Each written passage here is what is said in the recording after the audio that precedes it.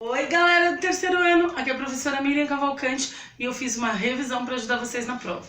Vou começar falando sobre regência. Sim, regência, mas não de música, não.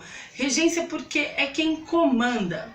Veja lá, quando eu tenho um termo regente, ele pode ser ou um nome ou um verbo.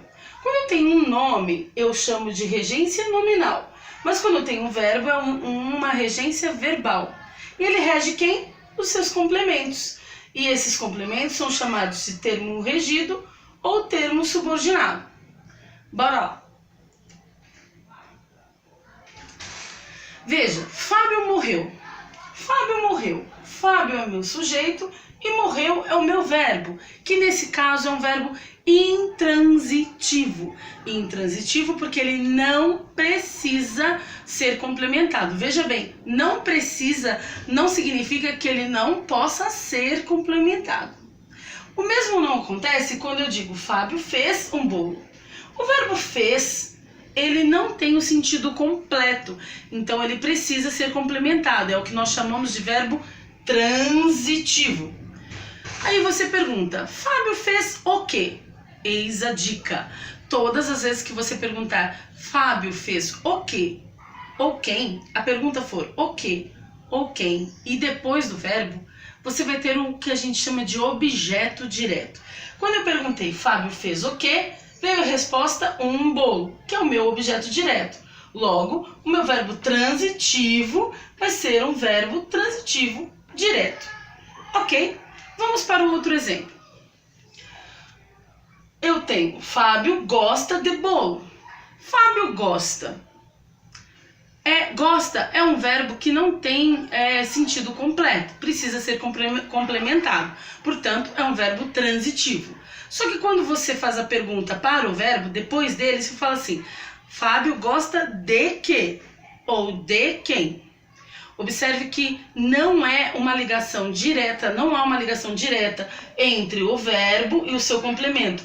É preciso uma preposição. Então, pode ser para quem, em quem, com quem, de quem. Toda vez que você fizer a pergunta, de acordo com o verbo, gosta de quem? E aí, for precisar de uma preposição, você vai ter um objeto indireto. Gosta de bolo. Então, você tem um verbo transitivo e indireto, ok? Há casos em que você vai ter um verbo transitivo direto e indireto. É porque você vai ter um objeto direto e um objeto indireto também. Como, por exemplo, Fábio deu o quê? Um presente. Um presente é o meu objeto direto. A quem? Esse a é um a preposicionado, é um a com crase, ou seja, tem preposição mais artigo. Então, deu a sua esposa. Então, um objeto indireto. E eu tenho um verbo, o verbo deu aqui nesse caso, é um verbo transitivo, direto e indireto. Vamos continuar. Alguns verbos exercem o que a gente chama de dupla regência, como é o caso de aspirar. Você tem aspirar de cheirar, de sorver, de inalar. E tem o aspirar de desejar alguma coisa. Então, quando você usa o verbo aspirar no sentido de cheirar, você vai ter um objeto direto. Quer a prova? Aspirava o quê? Olha lá, o quê? O suave aroma. O suave aroma, nesse caso, é o meu objeto direto. O verbo, que nesse caso é transitivo direto, aspirar. Mas olha embaixo, olha a outra regência dele. Aspirávamos a melhores condições de trabalho. Dessa vez, o verbo está sendo usado como desejo. Eu desejo o quê? A quê? Então, nesse caso, aspirávamos a melhores, esse a é preposição. Então, aspirávamos a melhores condições de vida. E aí é um objeto indireto, logo o verbo aspirar pode ser tanto direto ou indireto, dependendo do sentido. Ainda tem mais um. Na verdade tem vários, eu estou citando aqui 2 exemplos, tá? Eu tenho o verbo visar, que pode ser visar de mirar ou visar de ter como meta, como objetivo.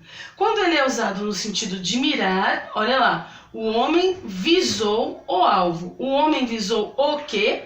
O alvo. Então, ele é objeto direto. Portanto, o verbo é verbo transitivo direto. Mas, quando é visar de ter como meta, como objetivo, vai ficar assim. Prometeram tomar medidas que visassem a quê? Ao bem-estar do público. Nesse caso, o a aqui é a preposição seguida do artigo o. Portanto, objeto indireto, verbo transitivo indireto.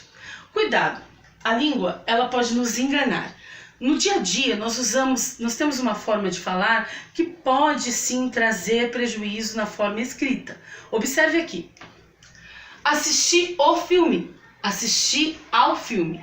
A norma coloquial do dia a dia não pede, nós não falamos a preposição, mas quando nós vamos escrever, obrigatoriamente temos de escrever da maneira certa. Você assiste a alguma coisa. Atendi o chamado, é como nós falamos comumente, mas na norma culta atendi ao chamado. E assim vai, ok? Não podemos esquecer da importância do acento grave indicativo de crase. Veja lá, crase é a preposição mais o artigo, certo? É a junção dos dois.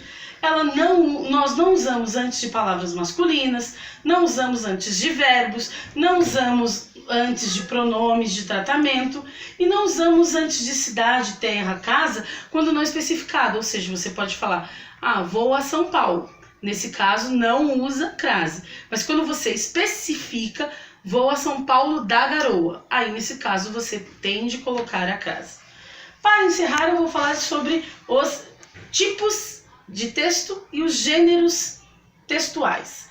Veja lá, nós temos aqui narração, descrição, argumentação, injunção, exposição, e aí a gente tem também o tipo recreativo e o informativo. Eu vou dar um exemplo de cada um dos gêneros que se enquadram neles. Por exemplo, no tipo narrativo, nós temos o gênero fábula. Lembra daquela estrutura de apresentação, complicação, clímax, desfecho, efeito moralizante, que é a moral da história, lembra disso? Então, nesse caso, é um gênero, é o tipo narrativo e que a fábula se enquadra como gênero, ok? Vamos à descrição. O próprio nome diz. O tipo de texto descritivo é aquele que descreve algo, como, por exemplo, o gênero guia de viagem, que descreve um lugar, ok? Argumentação. O tipo argumentação tem como exemplo um gênero debate, ok?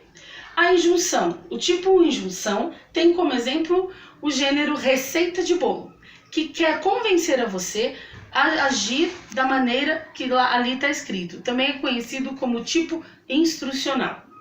E aí vem o tipo exposição, que tem como gênero, por exemplo, um seminário. Ainda dentro dos dois mais recentes, nós temos o tipo recreativo e como gênero dele, uma charge, uma anedota. E no tipo informativo, nós temos um gênero blog ou memorando. Tudo bem? Bom, eu espero ter ajudado vocês, espero mesmo, e estudem para a prova, leiam os textos mais de uma vez e façam com bastante carinho. Beijo, até a próxima.